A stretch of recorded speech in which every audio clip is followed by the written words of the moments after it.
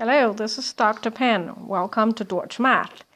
Today we're solving a system equations that at first sight might look pretty tedious to solve. Here we have decimals, we have fractions, a pretty ugly bunch. However, here's how we're going to simplify it.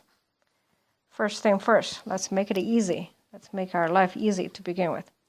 I am going to grab the first equation and multiply it by 3 on both sides. The reason I want to do that is, I don't know about you, I don't like fractions. So I have 1/3 x times 3, which is x, minus, you can follow it, 2y. And on the right-hand side, you have minus 3 left. Now, what would we do for the second equation? As you can see, this one has decimals. Decimals and fractions are not a good combination. What if we multiply by 100? The reason I want to do 100 is that here I have two decimal places. Once again, like you, I don't like decimals nor fractions. So if I were to multiply left-hand side, each term, by 100, then I have a pretty good looking equations coming out. Now remember, this is going to be a 40y, not 4y, because 0.4 times 100 is 40. Okay. And on this hand side, I have 258. Now that looks a much prettier equation to solve than the one we had at the beginning. All right, now from here, we should say life as a piece of cake, right? Let's try it.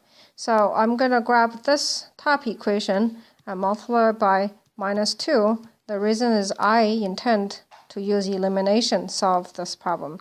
So I have minus 2. Oh, my apology.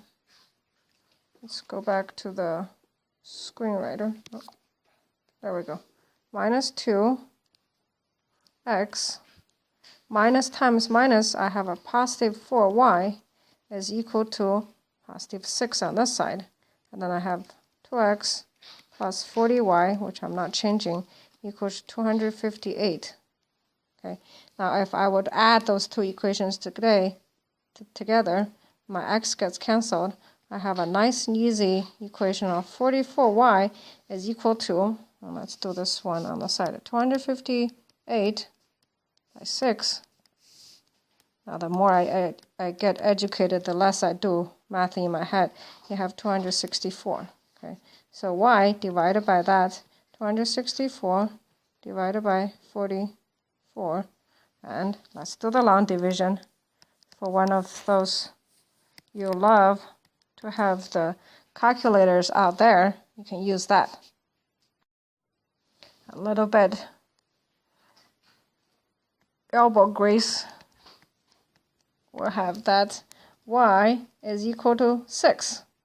Here's one answer here. All right.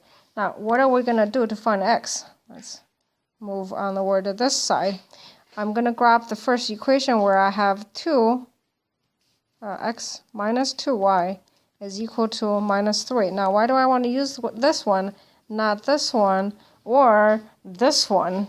Well, I'm lazy, as you can see. I want to grab the easiest one and to do the least amount of work so I can get the right answer and move on from there. So I have 2 times 6, since y is 6, I substitute in there.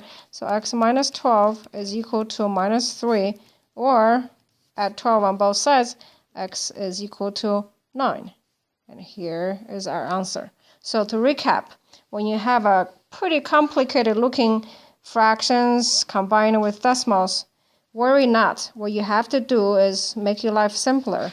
Simplify into a whole number, 1 here, and go on solving a system equations. And from there onward, life is not too complicated.